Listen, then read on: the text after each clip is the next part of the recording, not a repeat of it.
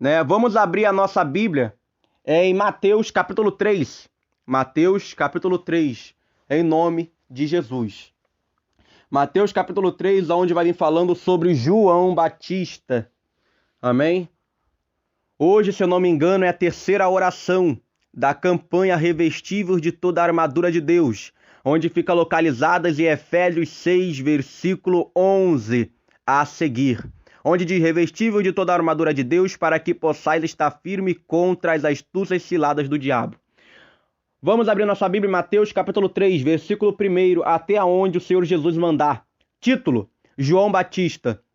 E diz assim a palavra do Senhor: E naqueles dias apareceu João Batista, pregando no deserto da Judéia, e dizendo: arrependei-vos, pois é chegado o reino dos céus, porque este é o anunciado pelo profeta Isaías, que disse: vós que clama no deserto, preparai o caminho do Senhor, endireitai as suas veredas. E este João tinha o seu vestido de pelo de camelo e um cinto de couro em torno de seus lombos, e alimentava-se de gafanhoto e de mel silvestre. Até aqui, amém?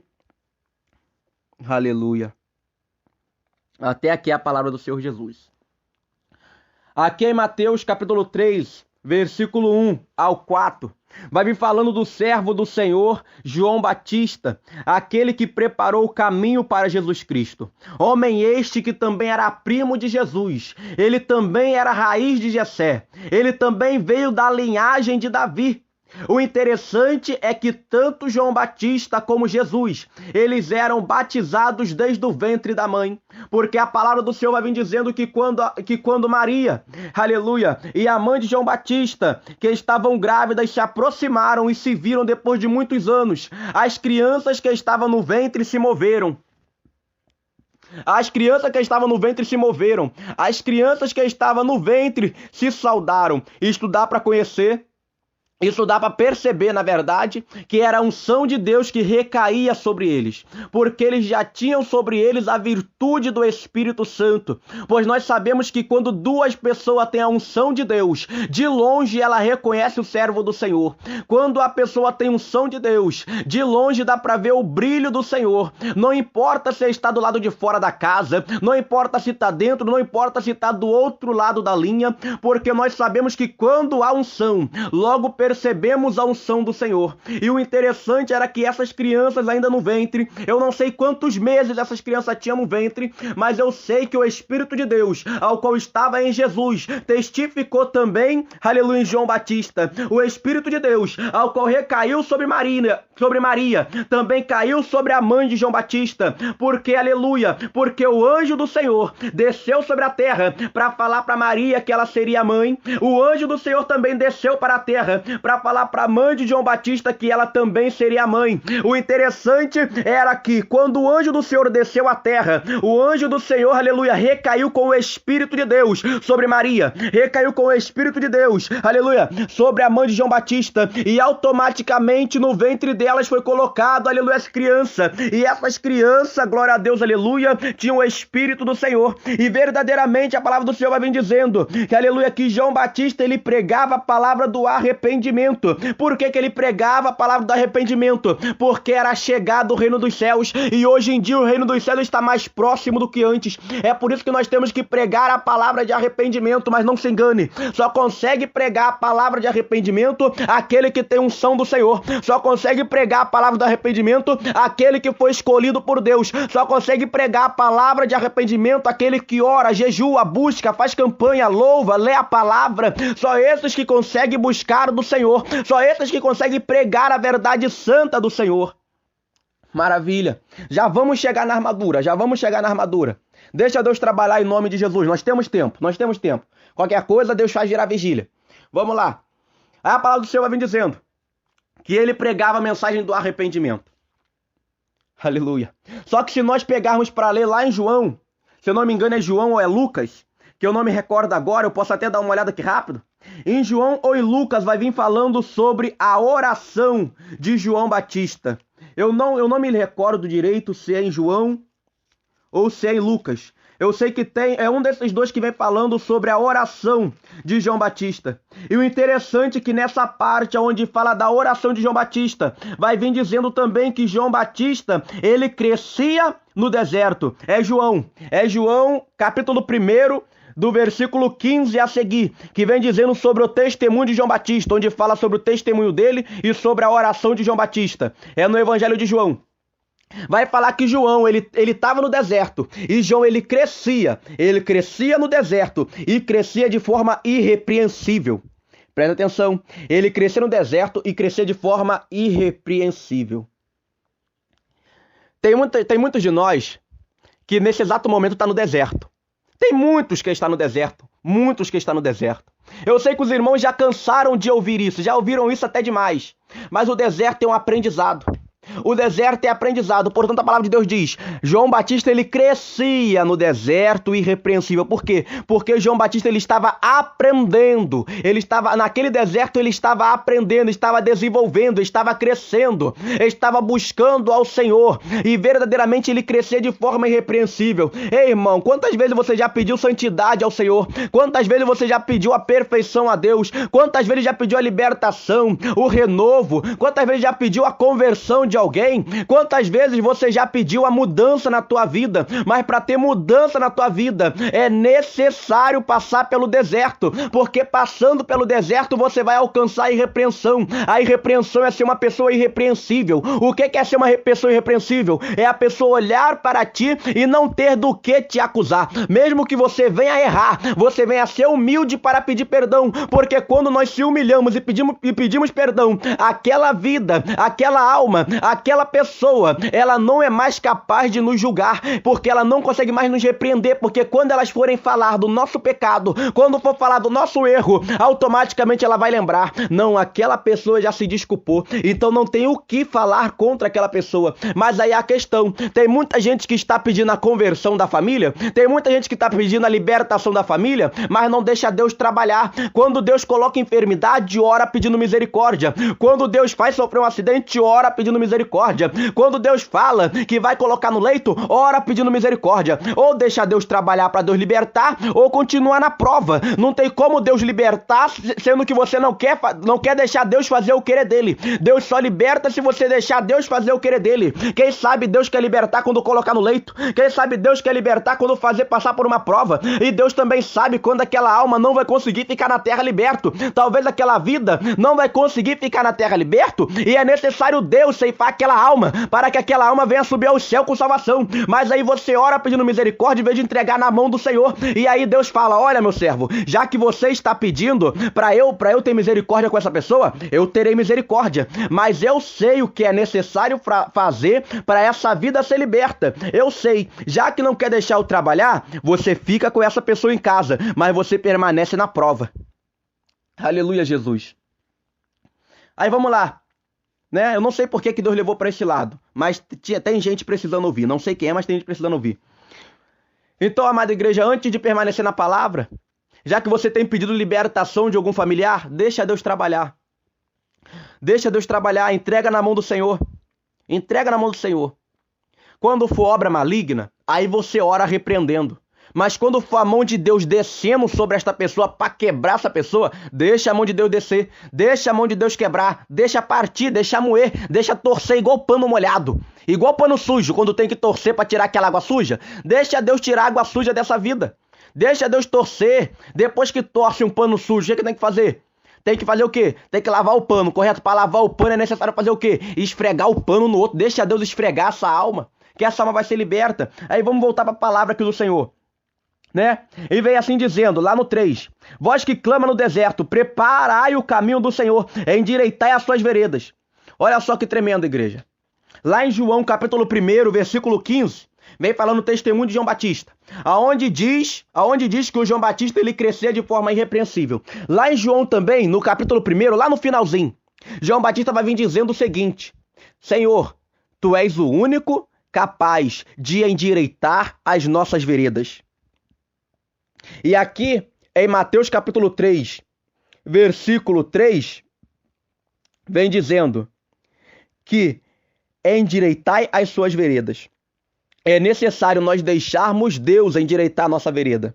Agora, vindo para a nossa vida, às vezes eu estou pedindo uma libertação ao Senhor, às vezes você também está pedindo uma libertação ao Senhor, só que essa libertação ainda não chegou na nossa vida, porque nós não estamos deixando Deus consertar as nossas veredas. Amada igreja, tem situação que para Deus consertar a nossa vereda vai doer. Tem situação que para Deus consertar a nossa vereda vai ter dor, vai ter perca, mas é necessário para que nós venhamos ter a vereda consertada.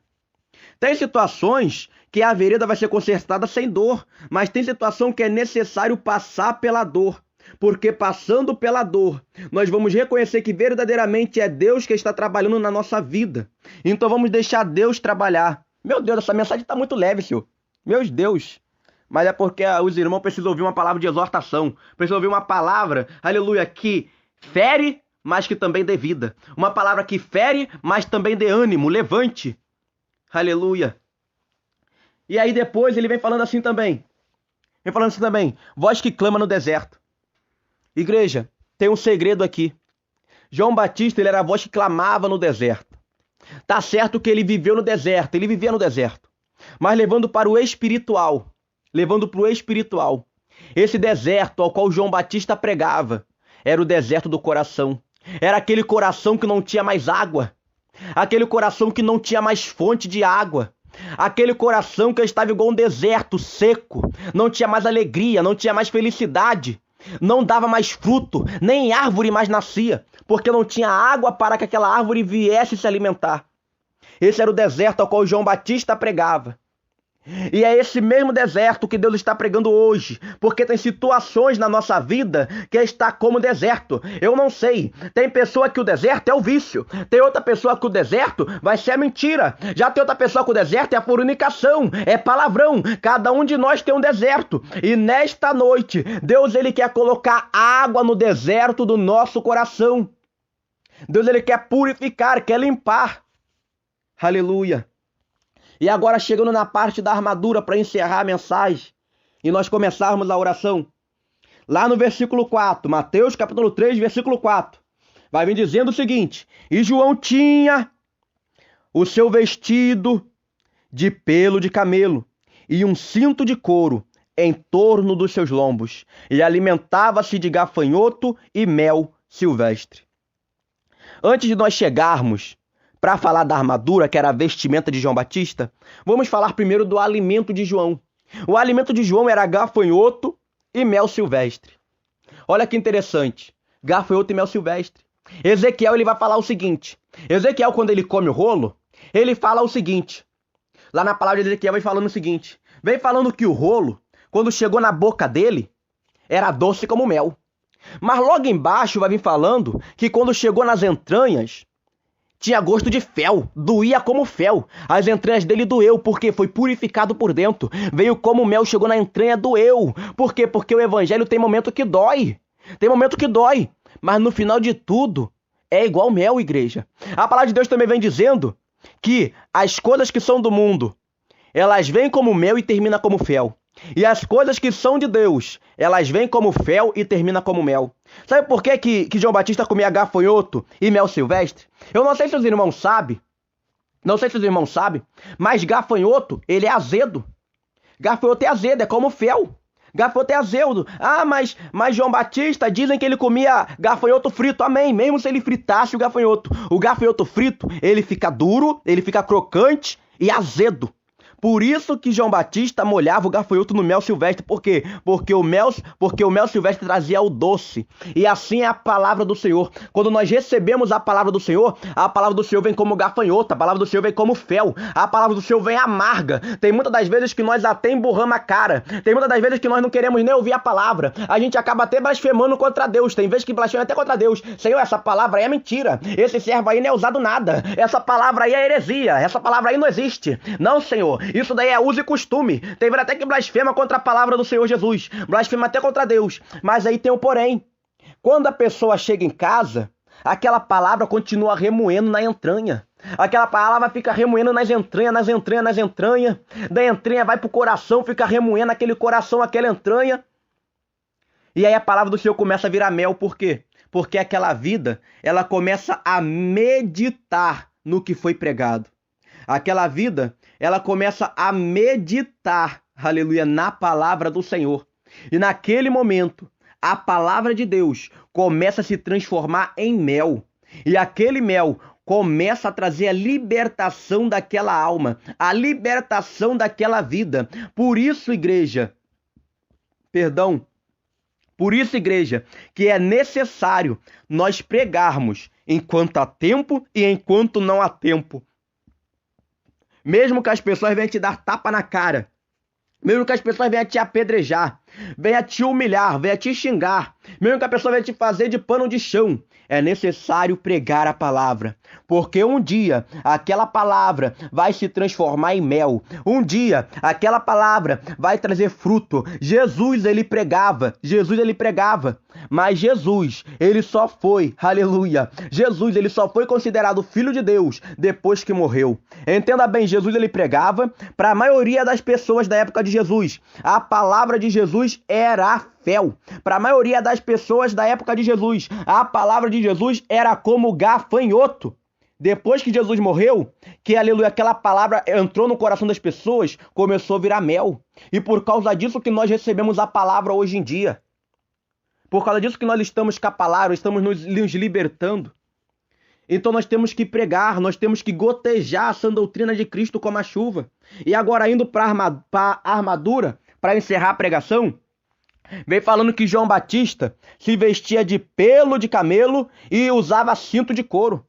Igreja, isso daqui é Deus simbolizando no espiritual. Não adianta vir no material, não adianta vir no material que não vai entender. Se vir no material, não vai entender essa mensagem.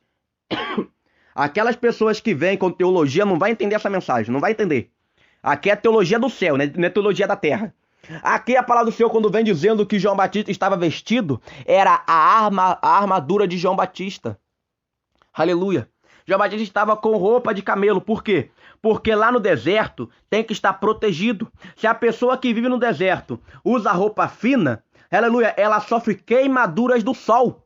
Se usa roupa fina, aleluia, acontece que recebe queimaduras do sol. É por isso que as pessoas do deserto usam até pano na cara, para não queimar o rosto. Ou seja, a roupa de camelo, ao qual João Batista se vestia, era toda uma armadura. Por quê? João Batista, ele tinha pano no rosto. O pano era o quê? O capacete da salvação. João Batista, ele tinha camisa, aleluia, ele tinha a camisa feita de pelo de camelo. Aquela camisa era o quê? Era a couraça da justiça. João Batista, ele tinha, glória a Deus, aleluia, ele tinha um cinto de couro nos seus lombos. Aquele cinto era o quê? Aleluia. Capacete da salvação, couraça da justiça e cinto o quê? Cinto da verdade. Aleluia. Deus é fiel e verdadeiro. Aí João Batista, ele tinha o sapato dele, que na época não era sapato, era sandália. João Batista tinha a sandália dele. A sandália de João Batista era o quê? Era a bota do evangelho da paz. João Batista, ele tinha o escudo. Por quê? Porque ele tinha fé. Ele tinha fé que ele era pregador daquele que viria para batizar com fogo. Então João Batista, ele tinha o escudo, ele tinha a fé, e por causa disso que ele crescia de forma irrepreensível, porque é o escudo da fé que joga por terra, maravilha Jesus, que joga por terra toda a seta e dados inflamáveis de Satanás. E João Batista, ele tinha a espada. Por quê? Porque a espada espiritual é a espada do Espírito, que é a palavra de Deus. E João Batista, ele tinha a palavra de Deus. Ele tinha a palavra de Deus na mão dele. Ele tinha a palavra de Deus nos lábios dele. Ele tinha a palavra de Deus na mente dele, nos olhos dele e no coração. Porque Davi vai vir falando: escondi a tua palavra na tábua do meu coração, para que eu não venha pecar contra ti. Aleluia. O que não nos permite pecar contra Deus é guardar a palavra no coração. O que não nos permite pecar contra Deus é nós termos amor com a palavra do Senhor. Ou seja, seja, nós termos amor com Deus. Se você tiver medo de Deus, se você tiver temor a Deus, tu vai pecar, porque o temor só dá sabedoria. O temor, ele não dá salvação. O temor a Deus, ele não dá mudança. O que dá mudança é guardar a palavra. O que dá mudança é amar o Senhor. Isso que traz mudança para nossa vida. Então para de ter medo. Você ainda não conseguiu libertação? Eu também não consegui libertação em alguma área da minha vida, porque nós estamos com medo do que Deus pode nos fazer. Mas nós temos que guardar a palavra. Nós temos que ter amor ao Senhor. Em vez de ter medo com o que Deus pode nos fazer, por que nós não dobramos o joelho e falamos para Deus: Deus, eu não vou cometer esse pecado porque eu amo o Senhor. Não é por questão de medo, mas por questão de respeito. Não é questão de medo, mas por questão de aceitação. Porque o Senhor me aceitou e eu também aceito o Senhor. Não é por medo, mas é por amor. Porque o Senhor me amou e agora eu aprendi a amar o Senhor. Aí sim, nós vamos conseguir a libertação na nossa vida. Nós vamos conseguir o revestimento do Senhor. Nós vamos conseguir o avivamento e a restauração do Espírito Santo de Deus. É só ter amor. Amor. O segredo é amor e guardar a palavra do Senhor.